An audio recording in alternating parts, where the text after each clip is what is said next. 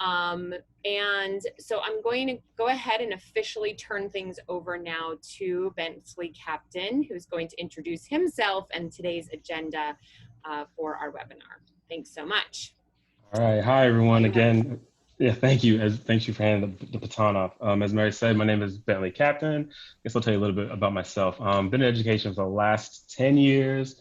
Lower elementary is really my jam. So I've taught all grades K through 5. I'm also a school leader where I pretty much was guiding the curriculum and pedagogy for K to 2. And then I also have an instructional coaching background via Teach for America, but I identify as an educator, and my jam is really the younger guys. I think those young ages are such an impressionable time for students, and it's just a great opportunity to not only work with them, but inspire them and really mold them and help them formulate that trajectory. And I also just love, working with Mary and working with families and helping guide them to understanding the school system in New York, because we know it's there's a lot of choices and a lot of options. So it's my job to talk with families and think about, what's not only best for their student, but what's best for them as a family. We like to look at students holistically here. So I'm just really excited to talk to you about Brookyln specific things and looking forward to answering questions and learning more about you in the end. All right, so we're going to talk about nursery 2s and 3 programs in Brookyln. We're going to talk about 3K and pre-Ks, the kindergarten process, and then really just the admissions process for public and private schools. But we're also going to talk about the differences between the two, between public and private schools. And then we're just going to give you like some tips and some other things to consider. All right, so just thinking about some types of programs for those early learners. When you're really working with your early learners, like we're talking about students that are 2s and 3s, and even also 4s. There are 3 really popular types of programs for students. So you might see like a Montessori program. So essentially it's a more hands-on program where the teacher is essentially like building on what the student is doing or saying. So for example, a teacher is watching a child interact with some toys, and then the teacher is essentially asking questions and adding on to what the student is doing. You'll also see a play-based program. So the teacher is kind of guiding the show a little more with this type of program, and it tends to be a little more routinized. It's not as open, I would rather say, in comparison to like a Montessori Reggio Emilia program, which we're about to talk about. But essentially, these types of schools have themed play areas that mimic everyday life, like a cooking station or dramatic play. Pretty much these schools try to have like developmentally appropriate types of activities like that, just to get students engaged and to help them learn. Another really popular type of program is the Reggio Emilia program, which started in Italy. It's really a constructivist approach to learning. It's teacher driven, but really student inspired. The big point here is that relationship between the student and that teacher. So essentially the teacher is making observations of the student and they're helping assess them as they're learning. In the back of their minds, the teachers know their standards, but they're really paying attention to what the kids are doing to make those moves. So for instance, if they're noticing that a student is playing with trains or has a fascination with trains, they're gonna essentially guide their instruction by teaching them through trains, using like the trains as the foundation for their learning. All right, so here are some popular Brookyln nursery age options. We chose these programs because these are ones that are not only popular, but are also just different when you look at their setup. So for instance, the New York Kids Club is a play-based program, and it's really set up for private or public. So for instance, if you wanted to start your kid there as early as 18 months, and they stayed there until they were 4, it's a perfect program based on their curriculum and their program offerings that you could go one or two ways. You could essentially enroll into a private school down the line or into a public school down the line. It's also great with their offerings because they offer half days, 2-a-days, and 2 to 5 day options, and they have a lot of locations. So they're in Park Slope, they're in Brooklyn Heights, Cobble Hill, and Dumbo. Another popular program is the Park Slope Child Care Collective. It's another play-based program. They use the Mother Goose Time curriculum, which involves like sensory and other emotional types of things with learning to help students learn. And they're obviously located in Park Slope. We also have the Greenpoint Montessori program, which is the Montessori setup that we talked about earlier. You can start your kid as soon as they start with your kids as soon as 30 months, but they go all the way up to 6 years. And they have a lot of programs. They have full and half days, anywhere from 3 to 5 days a week, and they're located in Greenpoint. Another popular one is Williamsburg Northside School, which is a Reggio Emilia program. They have 2s and 3s. They also have pre-K, and they also have a separate K-8 campus that is really popular with families. This one has a lot of program offerings. So they have 3 days, 5 days, both full and half days. And another thing that's great for those parents that work late hours, they have extended care up until about 5:30. So these are 4 different types of programs that hit on the play-based, Montessori, and the Reggio Emilia program that we just talked about earlier.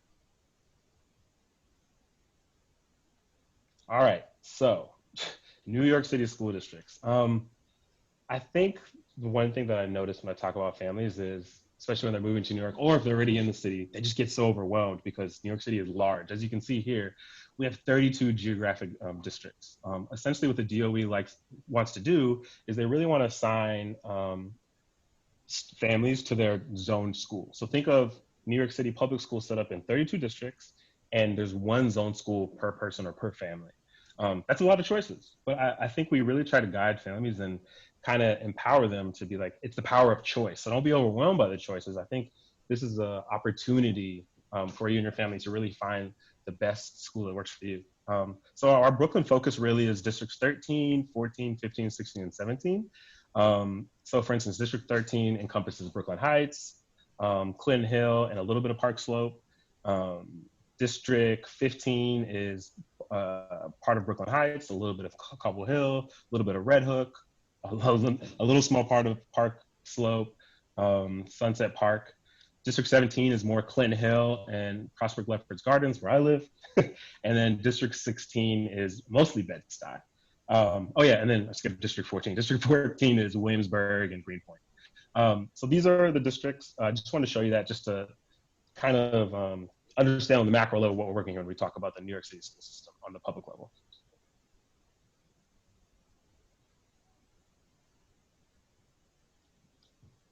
No worries. I'm patient. Sorry, I just want to interject really quickly. So the reason also, just to be clear, so there are other districts in Brookyln. It's just that these are the ones we tend to focus on, and we would of course explore any district with any family. It's just that this is, am I correct in sort of? You are correct. These are essentially the hotbeds. Yes, as you can see, the green here, this is all of Brookyln. About those, right? Yes, exactly. We get the most questions about 13, 14, 15, 16, 17, because those are the popular neighborhoods when families especially are moving into the city. But yes, as Mary is absolutely right. Obviously, you'll see the other ones, District 20, 21, 22, 18, 19 are also districts to consider. Sure. And it's just so happens that these are the ones we have most questions about from our clients, and yeah.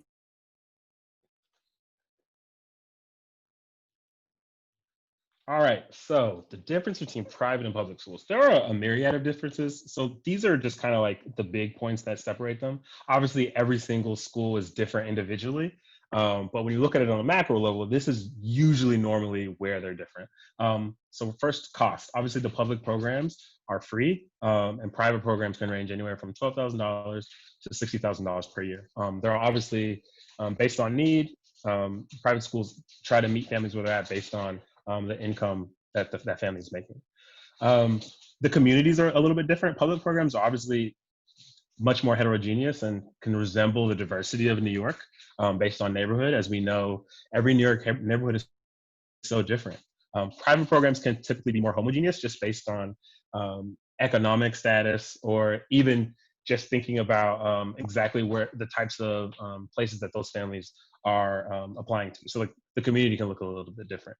The class sizes are also different. Public programs can on average have between 25 and 32 students. You can sometimes find some public programs with smaller class sizes, but on average is 25 to 32 with 1 to 2 teachers in there. Whereas private schools are much smaller. They usually have a teacher to student ratio between 1 to 12 or 1 to 18. And they also have multiple teachers in there, which can also, like an assistant teacher, which dramatically lowers that 1 to 12 or 1 to 18 ratio even more. The parenting styles and matches are a little bit different. So obviously public schools and private schools, they have like their own approaches. So for instance, private schools, their PTA might look a little bit different from a public school's PTA. So at a public school PTA, they're relying mostly on public funding. Sometimes families will have fundraisers, but on the private school side, those PTAs are overwhelmingly funded by the parents. So those things, that's a small little difference there when we're just talking about PTAs. And then like the missions and traditions are different. Obviously, each of these schools have their own, regardless if they're public or private, have their own individual like mission statement and traditions. But I think the best way we always tell families to get to know a school is obviously to go visit the school, check out their website, but also ask questions. The best resource sometimes is talking to another parent, and talking to them like what it was like when they had their child matriculate to that school. That's another great way to see if it's a good fit. And then just thinking about exmissions. So sometimes it is possible to move from public to private or private to public, but some programs, it's a little more difficult to do that, especially after kindergarten. So with those private school programs, they really like to get you in early, and they like to keep their people and stay with their people. It's really about keeping that community based on from the very beginning, whereas public can tend to be a little more transient. Is there anything you wanted to add here, Mary? Yes, sorry, I was just muting on my side so I wouldn't interrupt. No worries. Yeah, no, that was great. I also sometimes say also that, for the admissions process, it's really about the curriculum too. So if you have a student in a public school, they're going to be following the public school curriculum, which emphasizes really just certain types of concepts and skills, and a private school may actually follow a different curriculum map. And so a student who's starting in 6th grade at a private school could be at a very different place than a student in the 6th grade in a public school, just because of curriculum exposure. So it's always important to, if you're looking to make that move from public to private, or even if you're looking from private to public, it would be important to look at the curriculum and just take stock of where you feel like your child might need a little extra time and attention to develop some underdeveloped skills perhaps, or just to know and go in eyes wide open that there might be some challenges in that transition. But I've been doing this a pretty long time, and I would say that over the past 10 years, you certainly see a lot more movement in the public to private arena than perhaps we did 10 years ago. It was really much more rare that you would be moving into one school versus the other. A lot of movement happening now. So, which is nice, because as your child grows, it's really sometimes hard to know what kind of a learner they're going to be until they start really reading and learning. In maybe 2nd grade, you're saying to yourself, oh, I don't know, I think we need to take a look at a different place, or we really think this is fine for now, but I think we're going to have to think about something later.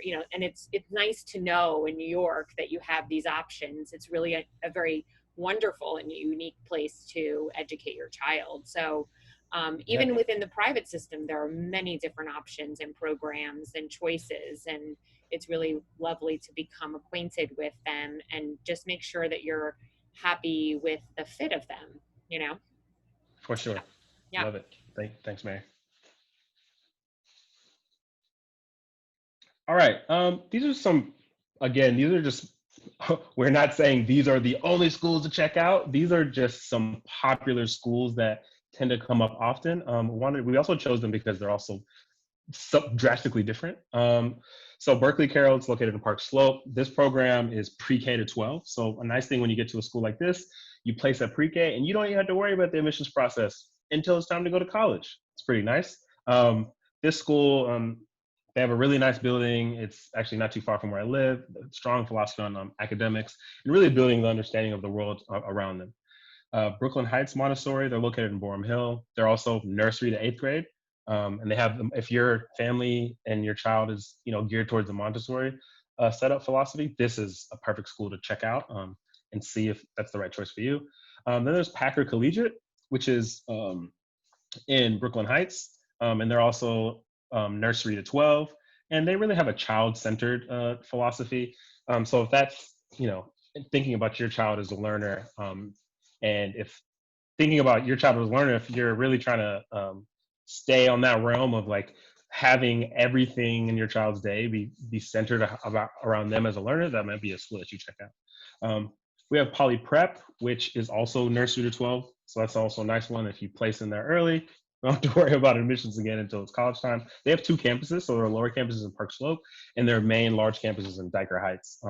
Polyprep is also very popular, not only for their progressive philosophy, but their sports program. So if your child is like very into sports, baseball, basketball, any of those types of things, this is definitely a school to check out because they have great facilities, and Polyprep is definitely known not only for the academics, but for their vast amount of sports programs and just for being competitive. They're really well. A lot of great athletes came out of there. Then there's St. Anne's, which is in Brookyln Heights. This is also a nursery to 12 program, another progressive philosophy, really modeled around like exploring and questioning the world. So these are some schools to check out. Tend to be pretty popular ones.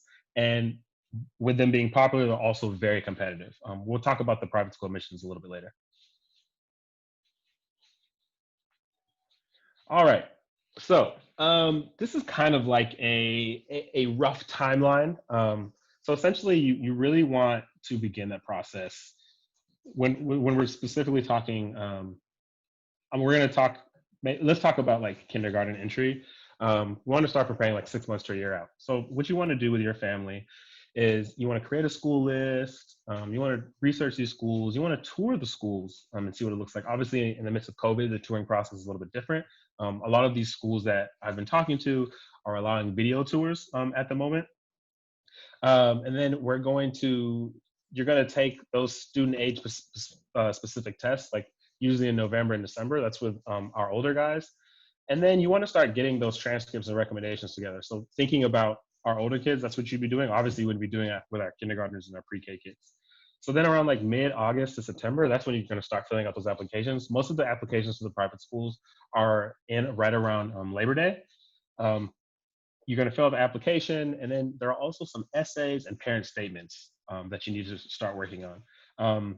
There's also like an interview process for the parents. So essentially, these private schools, a big thing for them is they want to see if you fit with their community and their mission and tradition. So they like to obviously get the answers from the parents, interview the parents, because when you're going to a school like this, the parents are very close. They're really thinking like, is this the type of family that fits in with our community? Because they really want you to be a collaborative part of their community when they're essentially, you're think of it as you're really being a part of that community. They want to see how much you add into that community. So it's important that they make that match through these interviews and getting to know you. And then during the application process, you have those interviews, you send that letter of intent, and then you essentially have play dates too. So this is where your child goes to the school, they interact with some of the other students, and your student observed, and they take notes. And essentially they're just trying to see how your kid interacts and, just trying to get more data about your kid to see if it's a great fit for everyone. Is there anything you want to add over here, Mary?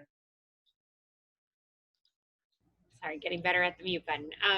No, you covered it. Everything is a little different this year because of COVID, but it's essentially the process is really the same. It's just more challenging because it's online, but you've done it, you know it, you breathe it. I know you know. Yeah. Exactly. Okay, we'll move on. And we'll answer any questions at the end if people have any. All right, so some important things to check out. So in regards to our public school system, you can go to Engage New York to check out their curriculum. So you can look at all the next generation standards and the Common Core standards as it pertains to pre-K to 12th grade. I think this is a great resource to check out if you're just really curious, like what are the public schools teaching? What are the course offerings? What are the standards that teachers are adhering to for my child's education in the public school? So all the teachers, it's federally mandated that they follow this curriculum. The difference is each school's implementation might look a little bit different. So that's also just another thing to think about, to ask when you're checking out these different public schools, asking how they implement this curriculum. This is probably one thing I want to give a huge shout out to is this www.schools.nyc.gov/sign up. Check this out and be aware of this for all notifications and deadlines. It's really helpful, and they send these notifications and deadlines very, very often. Anything from like what's going on with COVID to admissions reminders and all those deadlines that inevitably sometimes we forget about. So it's nice if you're one of those people that's like hyper aware. It's a nice little email that you'll get on a reoccurring basis. Another thing to check out is My School. So this is the portal that we use for public schools to apply in New York City. Essentially, we're going to talk about this later, but this is where you type in your address and you see your zone school. And then this is the portal where you rank your 12 schools in preferential order. And also there's also information about these schools on there as well. One of my favorite things is inside schools. So think of this as like the consumer reports for public schools.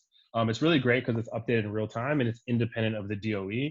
So all of that information is, it's not coming from them, it's coming from an outside source, and it's thoroughly vetted. It's really great, especially if you're trying to look at the schools in your district, the schools in your borough, or if you're just really trying to compare schools.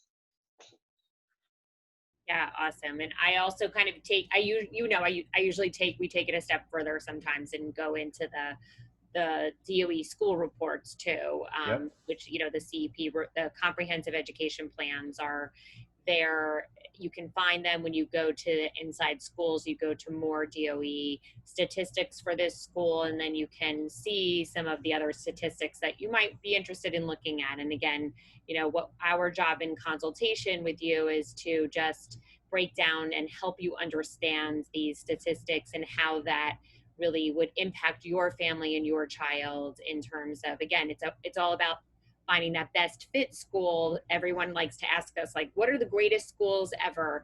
And we can tell you which ones score the best on tests, and we can tell you the ones that have principals who've been there the longest, or a small amount of teachers who have less than 3 years of experience, or lots of professional development programs going on. Like, these are things we can tell you about a school. I think those things are actually very helpful to some degree, but if you think about it, they're not the end all be all of a great school, right? There are plenty of people who've attended those schools who've said, no, I don't think this is a great school, right? So it's a very subjective conversation to have, and I think it's just important to really, when you're looking at a public school in particular, it's really important just to talk with people in the community.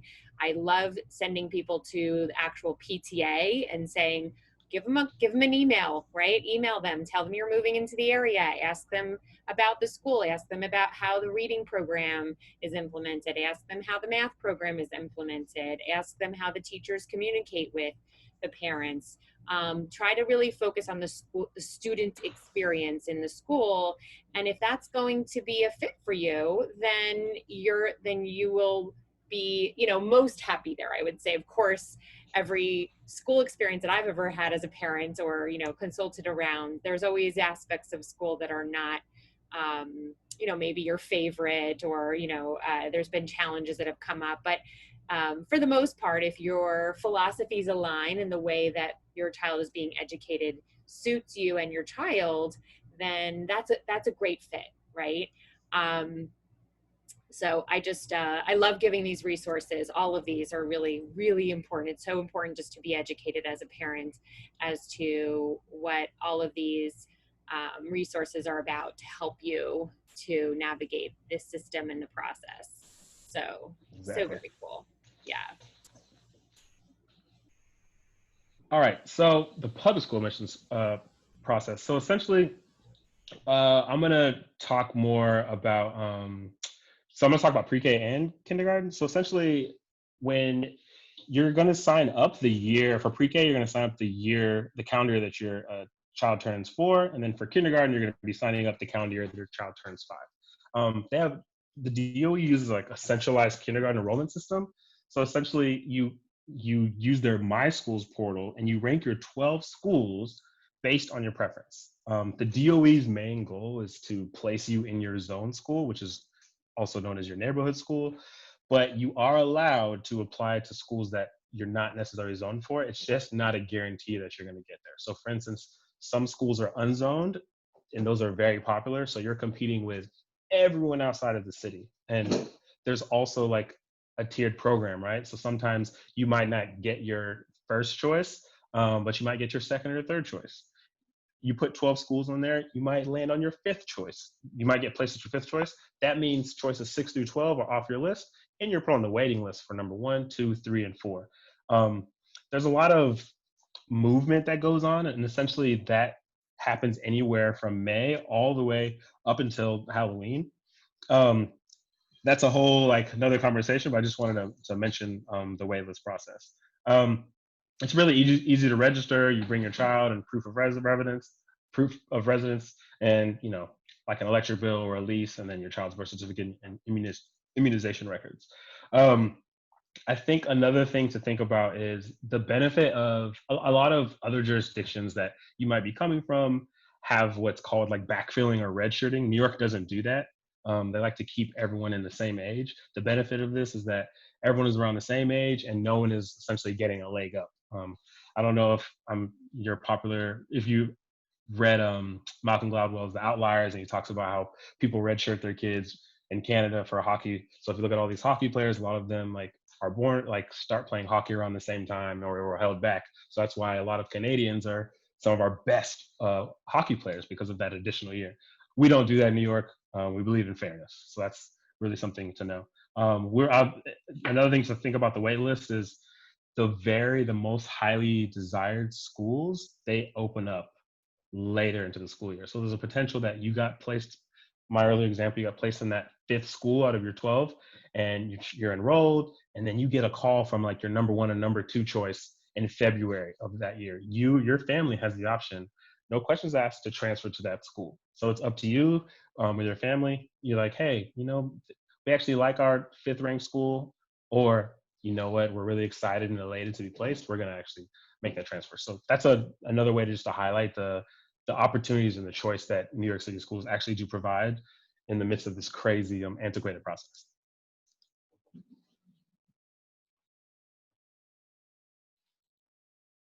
All right, so universal 3K and pre-K. So you're not guaranteed a seat in your zone right now, especially like with 3Ks, they're very limited, but the DOE is adding them a lot right now. The thing to know about 3Ks is they're really, it's kind of like, think of 3Ks and pre-Ks as like the baseline so that everyone gets the support they need around like executive functioning skills. 3Ks are the most limited, not only just because there's not as many, but they sometimes are outside of your zone or outside of your district, and they're really far, so that also makes it competitive. Now with the pre-Ks, we talked about this earlier, but you're allowed to apply the calendar year that you turned 4. And the process is very similar to kindergarten with using that My Schools and ranking your top 12 programs. We like to tell families when we're working with them, when you're looking at these pre-Ks in the public schools, a very good indicator is looking at what that school is doing in kindergarten, 1st grade, and 2nd grade and 3rd grade. If you're able to go tour the school, talk with teachers, and really understand what they're doing with their kids and as it pertains to curriculum and social emotional learning, that's a very good indicator of how their pre-K program is going to be set up. Usually the deadline is usually in earliest spring in March, and then you find out your placement in May. And then if you miss that first deadline, which you won't because you're all going to sign up for the DOE signups that we talked about, but if you do miss that deadline, there's a second round in May. Another thing to think about, just real quick, obviously the world is getting much more and more competitive. We really do like to think of kindergarten. Traditionally, we've thought about kindergarten as the first year, but as we get more and more competitive, pre-K is now kind of like the first year. What we're requiring students to be doing in pre-K is, what we're requiring students to do in kindergarten. So we're just getting younger and younger in terms of the types of things we want students to be proficient and mastering. And you can check out this on Engage New York. All right, these are just some popular public schools. Again, not trying to say that these are the only schools to check out or these are the best schools. These are schools that just have interesting program offerings and are just very popular. You'll notice that, for instance, you have schools like PS29, PS58 that start in pre-K and place into 5th grade. You'll notice that PS58, there's this DL here, that's dual language. So like the dual language program is really popular. Essentially what happens is you're gonna have a classroom where half of the students speak English and the other half don't speak that much English. So it's a great opportunity for both of these children to learn from each other by hearing the different language. Essentially one thing to think about is it's like an immersion classroom, right? So like math is usually in English, but one thing I always like to tell families is think about if this is the type of program that you want, it's a great opportunity, but also think about the operational piece of it. You might have more homework and like double vocabulary, which is great, but just think about for you and your family if you can make that commitment. But when done correctly, it's a great program and it benefits both types of learners. Like another popular one is arts and letters, which is pre-K through 8th grade. And then Park Slope, there's 321, and Clinton Hill, PS11. All of these programs just have interesting program offerings, and they just have really great story programs. We can talk about that in detail if we work together one day. But we just want to show you this to check out on your own.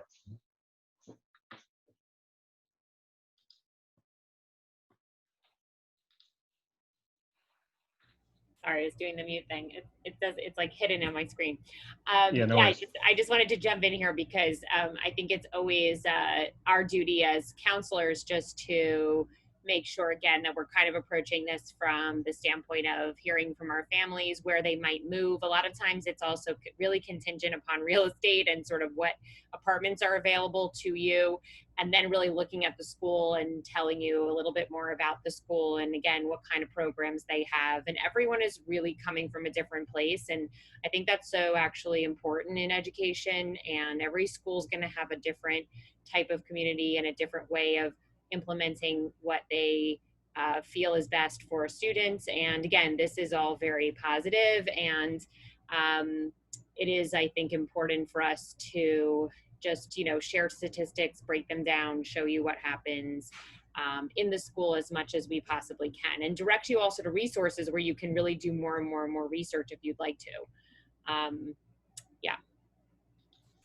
Which segues so nicely into this slide, actually. Yes, into how do you really decide? There are a myriad, so just piggybacking up what Mary said, there are so many ways to look at this, but we really like to tell our families to think about their student and their values as a family, and just thinking about their student holistically, like what type of a learner are they?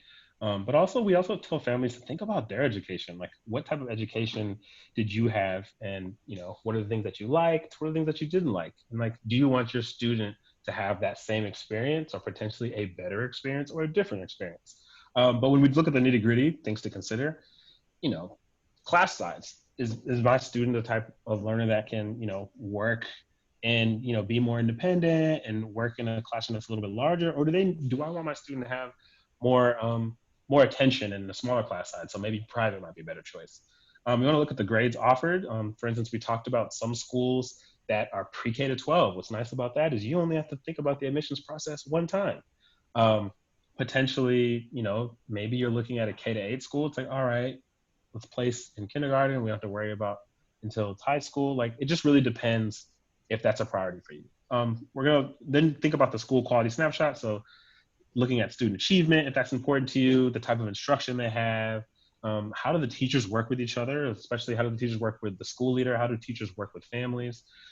Is the environment supportive? Is this a place where your student can be successful and be their best self? And also just not thinking only about academics, but thinking about them socio-emotionally. Are they going to be pushed and challenged? Are they going to be nurtured? Thinking about the leadership, is the leadership going to be responsive? Is this the type of school where I can get a hold of the principal, or is it the type of school where it's going to be kind of tough to talk to the principal? If these things are important to you, these are some things to consider. Strong family community ties. Is it important to our family that we are very much ingrained in that school? Is it important that families participate on a reoccurring basis? All schools are different, have different answers as it pertains to that. And then trust. Can I really trust the school to develop my child and have a relationship with my child that's going to let them be their best self? Sometimes the best advice you're going to get is from parents and teachers, because as we know, anyone who talks about their kid is always going to be honest, right? I remember growing up, my dad always said people are always honest about, will tell you the truth about 3 things: their food, their kids, and their money.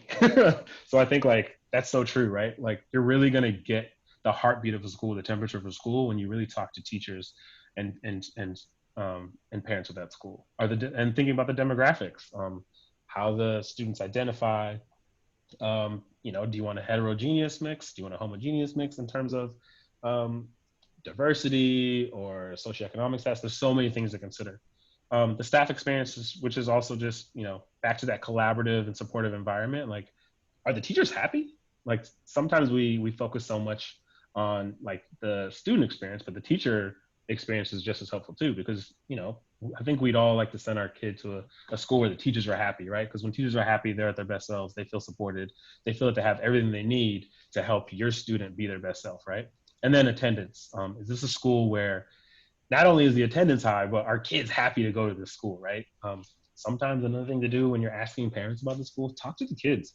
We also know kids always tell the truth, and they're going to tell you how they feel as it pertains to their experience at the school. You're going to know right away from talking to parents, teachers, and students to really get a full understanding of what's going on in the school. Because everyone's going to put something on their website that is amazing and awesome, but it's our job, myself and Mary, to work with you and help you get that inside scoop and really be methodical about the types of questions that you answer so you can get to the answers that you want.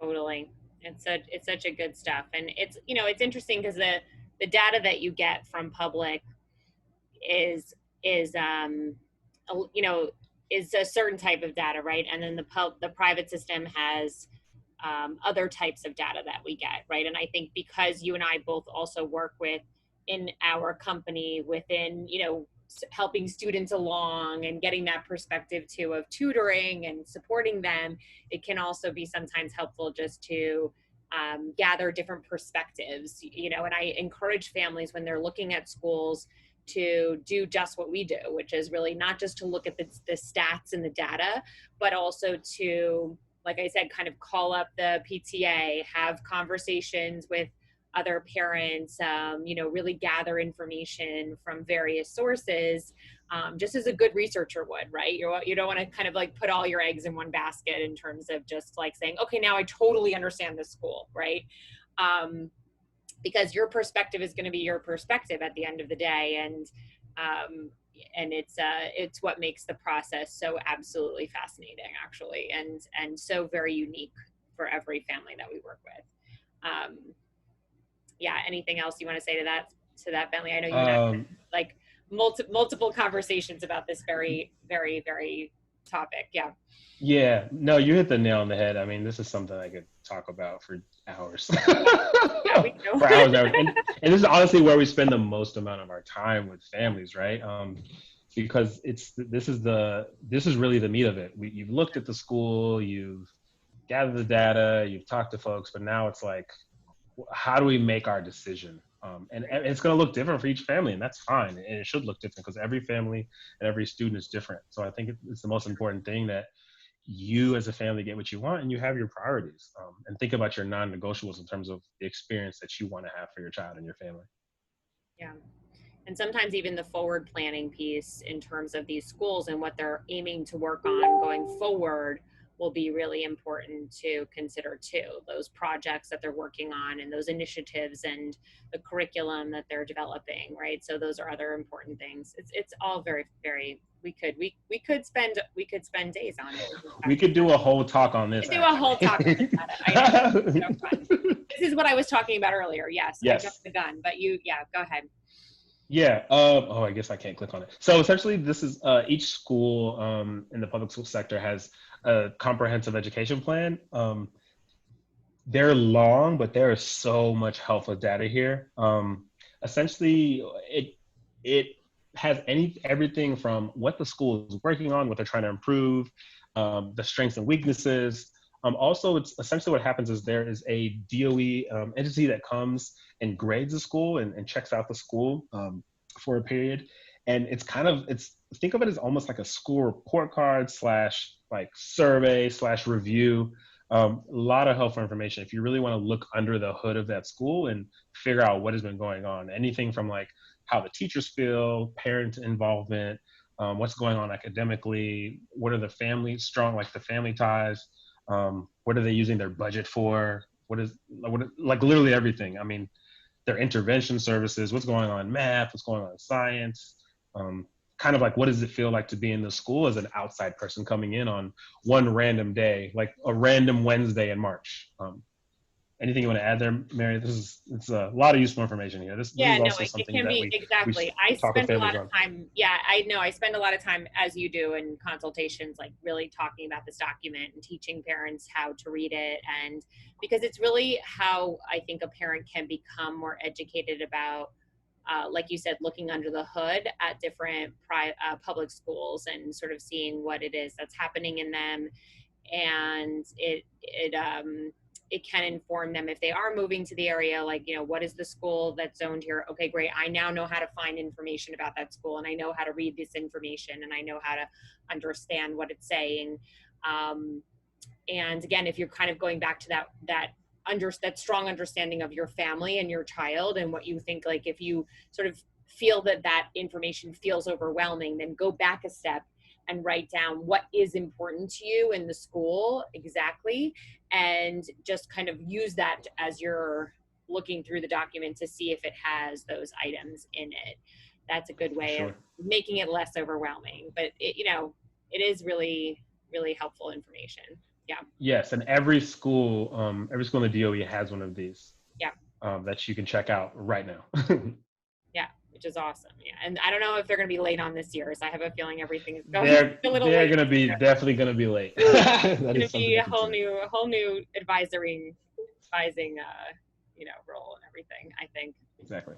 Okay, so let's see. I'm not sure if it's not clicking or what's happening here. Hold on. Well, this is actually a good time to kind of wrap up. This is it, actually. I think Yeah, great. All right. we have Well, let's do that. time Let's for wrap up, questions. Yeah. and then we'll, like I said, we'll take this off of the recording, so if anyone has questions. But just to wrap up, I do want to just say thank you so much to Bentley for preparing this presentation, which will live on our YouTube channel. And if you want to find Bentley, you can certainly come to our website at www.evolveded.com, and Bentley is found at bentley@evolveded.com. And we are so very happy to have Bentley here to provide our families with parent education consultations as well as school placement advisement.